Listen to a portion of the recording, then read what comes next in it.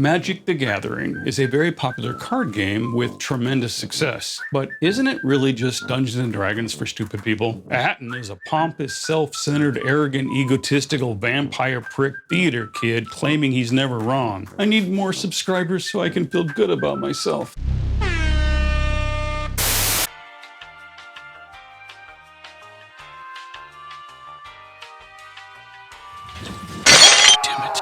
We all know that sequels are never as good as the original, unless it's The Empire Strikes Back, or Wrath of Khan, or Pamela Anderson in 2025. Who could have guessed that she'd turn out to be the most real person of the 21st century? That was not on my bingo card. After watching my first Dungeontuber Unleashed video, I bet some of you were left asking, if this is what he's willing to say out loud, well, what is he holding back? Prepare to find out. Welcome to my second Dungeontuber Unleashed. About a week ago, I uploaded a video about Bloody Mary with useful gaming info, so of course it bombed, which means I have to give the public what it wants. Red meat for Reddit, sweaty hot takes that might make you uncomfortable. Truths too spicy for other Dungeontubers. I'm Gen X. My dice are older than most of them, and we're famously all out of ducks to give. We invented punk, goth, and grunge. Our playgrounds were asphalt, and we didn't wear bike helmets. Dungeons & Dragons exists today because we kept it alive, despite grown-ass adults insisting that our elf with one hit point and a magic missile spell was part of some satanic ritual. We've seen things that would make most new 5e players wet their pants. After 4 decades as a game master, I've formed a few opinions. And my name is Atten, and welcome to the latest train wreck. Let's see how many people unsubscribe because of this. Now, the Dungeontuber Unleashed videos are the result of a serious medical condition that controls my life. I've known about it for years. And if you're subscribed here, you probably have it too. It's what medical professionals call fructose intolerant. Those of us with this debilitating disease can't digest large amounts of ignorant bullshit without severe side effects. Eye rolls, sarcastic mutterings, long sighs, and an overwhelming urge to crawl into a Maxfield Parrish painting. There's no cure. Well, hitting yourself repeatedly on the head with a hammer. But it does help to surround ourselves with people who value nuance, empathy, common sense, and can complete a sentence without regurgitating culture war buzzwords meant to distract from real issues that actually affect our lives. That's why I no longer cater to people with the IQ of a can of shoe polish. Subscribers here at We Love TTRPGs are the best and brightest in the hobby, and they have no idea what the inside of an active light socket tastes like. If you're at the game table scrolling on your phone, then why are you at the game table? One of the worst things to happen to D&D is its popularity. It created this idea that if you don't love rolling dice and pretending to be a tiefling warlock with a tragic backstory, there's something wrong with you. It's okay to not like tabletop role-playing games.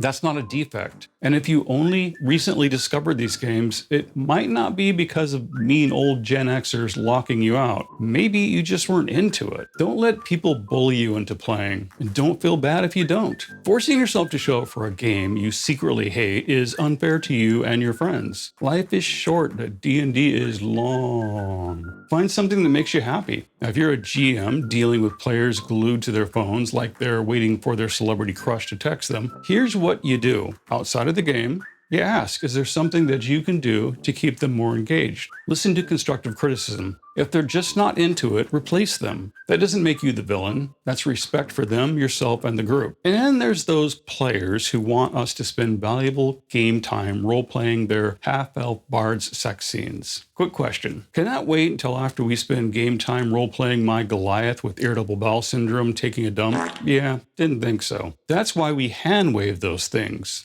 Don't be a jerk. That's the only real advice you'll ever need. Participate and lift up the whole group. Like the best parts of life. What you put in is what you get back, generally. And this hobby can teach you to win at life by learning that constructive criticism is the most useful tool for growth any of us can ever hope for. Our friends often tell us what we want to hear, not what we need to hear. Learning to accept constructive criticism helps us grow. Welcome it with open arms, an open heart, and an open mind. When someone criticizes you, you decide if it's valid. Are they seeing something you missed, or are they unhinged and lashing out? If it's thoughtless insults that are projected, pent-up anger, ignore it. If they're pointing out a blind spot, use it it to reflect and get better. That's why I love constructive criticism, not just as a GM, but as a human stranded on this rock hurtling through the void. Hey, does improvisation sound too hard? Improvisation? Holy cow, that's like 5 syllables. What is that?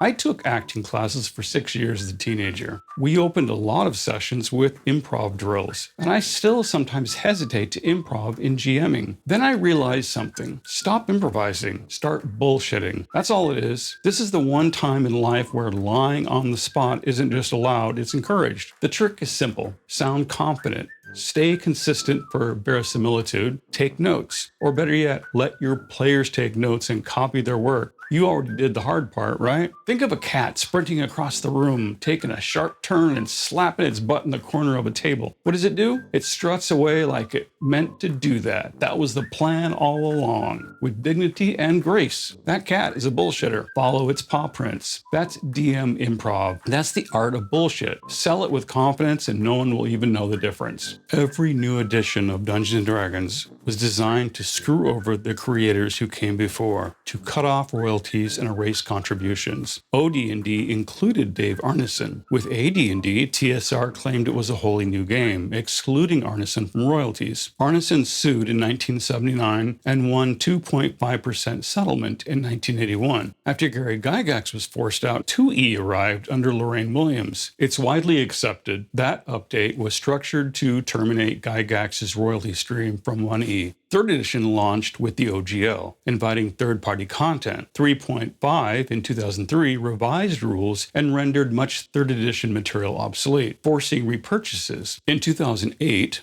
that game we're supposed to call 4th edition replaced the OGL with a restrictive GSL, cutting off third-party publishers and resetting the ecosystem. 5th edition revived the OGL, then WotC tried to revoke or replace it, triggering a backlash. They eventually reissued the SRD under Creative Commons, but only after breaking trust. And 5.5, same pattern. Over the past year, Wizards quietly launched what fans call 5.5 through official books and D&D Beyond. Marketed as a fresh update, it functions like a soft new edition with mechanics changes that break full compatibility and include paywalled content. It also coincides with a massive departure of veteran 5e designers including Jeremy Crawford and Chris Perkins, who left WotC in April of 2025. The timing speaks volumes. 5.5 looks less like an evolution and more like another legal reset to keep future royalties away from the old guard. It continues the legacy of edition resets, rule changes, a paywalled ecosystem, and cutting out the creators who built the game. Magic the Gathering is a very popular card game with tremendous success, but isn't it really just Dungeons & Dragons for stupid people? Absolutely. Now, before anyone freaks out, that is not just a mean opinion about a game you love. That's basically the origin story. It wasn't invented for love of the fans. It was invented to make money. Magic was engineered to appeal to people who didn't want to get bogged down in big rule books, didn't want to roleplay, and didn't want to have to think too hard. They just wanted to win. Magic was D&D for cafeteria tables, fantasy for the attention deficit crowd, a fast food version of a home-cooked meal. And it worked. It made so much money that Wizards of the Coast bought TSR, the company that created D&D. When people talk about TSR's failure, they forget it was Magic that helped bury it. I live near WotC. I watched them put small independent game stores out of business by flooding the market with their own storefronts and oversaturating the industry. Unlike D&D, which often required books, dice, and a seasoned DM, Magic could be learned in minutes and played on a convention table or cafeteria bench. That wasn't an accident. That was the plan. Richard Garfield, a mathematician and lifelong D&D player, engineered Magic to be fast, fun, and addictive. D&D requires commitment, time, engagement, and a lot of reading. Magic was a hit single. If you love Magic, great. It might be the best game ever. I don't care to play it for the same reason I don't want to know the name of the assassin who murdered John Lennon. I'm bitter. I'll never forgive Magic for being successful and giving WotC the funds to buy D&D. If you disagree, and I'm sure a lot of you do, it doesn't mean I'm wrong. It means you don't understand the complexity of D&D or the history of Magic the Gathering. All of my lore videos reveal the real-world myths behind monsters before discussing game lore. My Hags video is no different, yet it received spectacular hate. Based on the feedback, the title and the use of the word misogyny seem to have been key sticking points. If you're normal, secure, and intelligent, it's obvious I wasn't pushing a political agenda. I was accurately reporting historical origins and purpose. Questioning moral choices is literally the purpose hags serve in myths, and misogyny is literally the real-world origins of those legends and stereotypes. I wasn't editorializing. That's me having read a fucking history book. Speaking of politics, this is a no politics community. Not because politics aren't important, it's because they are. I'm a well-informed political nerd. It's maddening watching people vote on policies they don't understand. Most elections aren't decided by the left or right. They're decided by the undecided, which is a generous way to describe the most impressionable, checked out people in the country. They don't follow politics until the last moment. Then it's a contest to see who can pump them full of propaganda and play on their emotions. I survived a major head injury, and I still feel like it's everyone else with the concussion. Visit any political social media group, and most people there have no clue what they're talking about. In political discussions, you're either preaching to the choir or pissing people off. It's pointless. This community is here to share our love of tabletop role-playing games. I named it We Love TTRPGs because that's what we do here. 3 simple words to build community. If anyone wants to reach others across the aisle, the only way to do that is, to start being a person. Stop regurgitating buzzwords. Stop parroting talking points. Use your own words and be real. If you can't, please go see a therapist and work your stuff out. This is a no politics page, but some of you kind of make that difficult at times. For example, my Which Edition is Best video was one of the first uploads here. The point was to teach objective versus subjective truths. Edition wars are stupid. What makes a game good or bad is largely subjective. You can't rely on sales numbers. You can't rely on media hype. The closest real metric might be how clearly the rules are written for playability. Opinions are not facts. Popularity is not quality. Yet people still don't get it. Objective truth means true no matter what. Subjective truth is perspective. Gravity is objective truth. Gravity doesn't care what you believe. I don't like 4th edition is an opinion. 4th edition was published in 2008 is a fact. 4th edition had the shortest run of any edition, might be a fact, but time in print doesn't equal quality. If someone can't tell facts from opinions, they're not ready to argue about D&D or anything else. Learn the difference or you're just going to sound like an idiot. And probably going to want to stay away from light sockets. If you read the comments on that video, you might find some angry people thinking I was just being diplomatic, hiding my true feelings. Hopefully the existence of these Unleashed videos cures that. I tell you what I believe, no BS. You notice that viewers constantly decry drama content? No more drama, we just want good gaming content. And yet this channel struggles whenever I upload, quality gaming content. Thoughtful videos, actual gaming stuff. That's because it all bombs. Drama explodes. The only reason this channel saw a record spike recently is because I uploaded a couple videos that weren't strictly about gaming. They were low effort, edgelord opinions. Suddenly the algorithm wakes up. Oh, we love this. We get the leaders we deserve. We also get the YouTube content we deserve. As much as I despise performative outrage, I don't judge the creators too harshly. It's the only content that really moves the numbers. There's a financial reason noob dungeon tubers do well reading Reddit posts, D&D Combat 101, or idiotic theory crafting for a game already unbalanced in favor of PCs. YouTube gaming skews younger. Experienced gamers don't need advanced tips and noobs can't process it. The problem isn't the creators, it's the audience. Well, not you. You'd never click on drama, right? Okay, let's crap on Reddit. Loud voices there demand rules as written. But the fact is, you don't need rules to play make-believe. You didn't need it as a kid, and you don't need it now to play a TTRPG. Rules-light systems are liberating, especially for experienced gamers who can make common-sense rulings without breaking immersion. 5e has almost as many rules telling you what you can do as they have telling you what you can't. Don't let rules get in the way of fun. They're tools, not chains. As Gygax said, the secret we should never let the game masters know is that they don't need any rules. That's why I love Castles and Crusades by Trollord Games. Go watch my full review. Hey, did you hear that? After all these years, I have ended my relationship with D&D. Breakups are hard. When something that used to bring love stops feeling the same, the spark dies.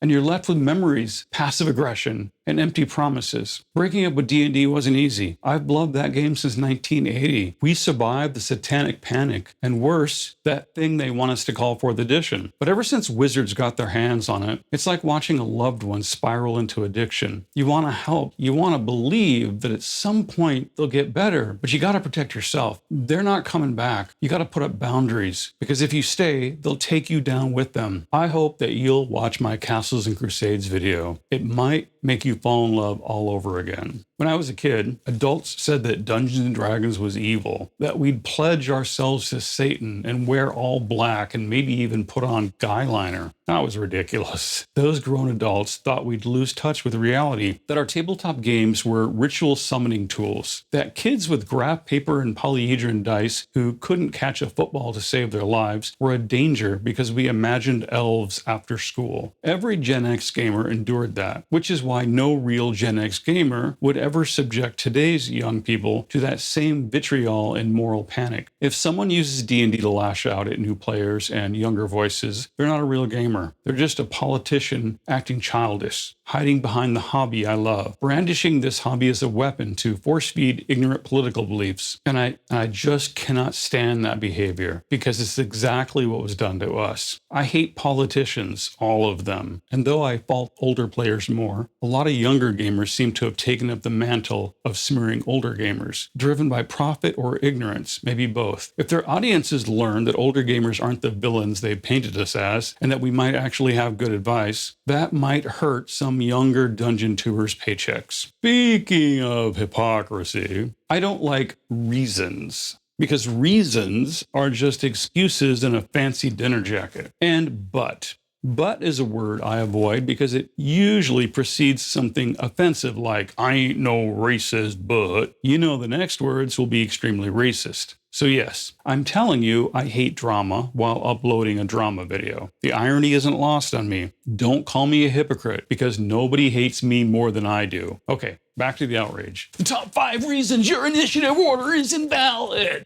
You ever notice those dungeon tubers yelling into the camera like some over-caffeinated speed freak that thinks you're hard of hearing? Looking at my analytics, if anyone should be yelling, it's me. My viewers are silver-haired AARP beneficiaries, Gen X and boomers with dice bags and saggy ball sacks. But I won't yell. You're just going to need to turn up your hearing aids. I refuse to shout like I'm falling off a cliff. My stupid thumbnails are where I draw the line. Yelling at breakneck speed is the equivalent of dangling shiny keys for 10 minutes. It says that they think their audience is full of idiots. Once my thumbnail has your attention, the rest is up to you. As I said in my previous Unleashed video, I'm done trying to appeal to stupid people. You know, it works for Mr. Beast. His audience is a bunch of 8-year-olds. So are fast-talking dungeon tubers trying to hold the attention of 8-year-olds? No? Then why are they screaming like they're breaking up a Chuck E. Cheese ball pit riot? If someone talked to me like that in real life, I'd walk away. I might call a hospital. And the kicker, of all the dungeon tubers from a non-biased perspective, I probably look the most fake,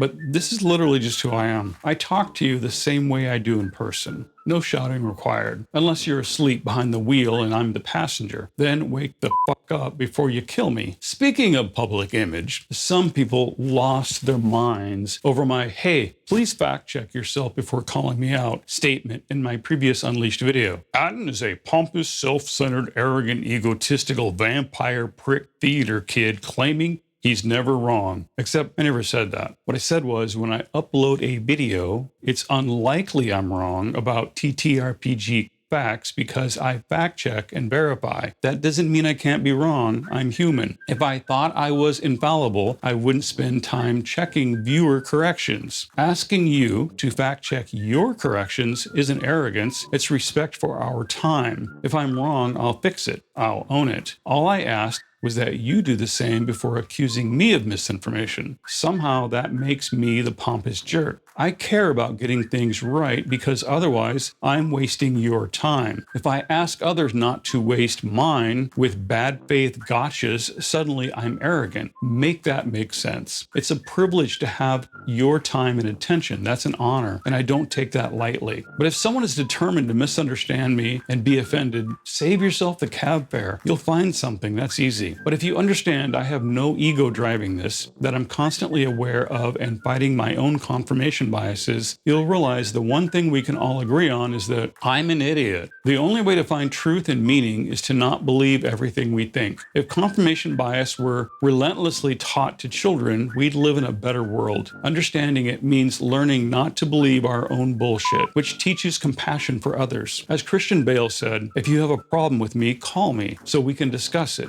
If you don't have my number, then you don't know me well enough to have a problem. Well, geez, that was a lot. So why don't you please tell me in the comments that I'm an idiot who looks weird. But don't forget to like the video and subscribe. Please subscribe. I need more subscribers so I can feel good about myself. Well, as always, I'm your host and friend Atten here at We Love TTRPGs, and thanks for watching.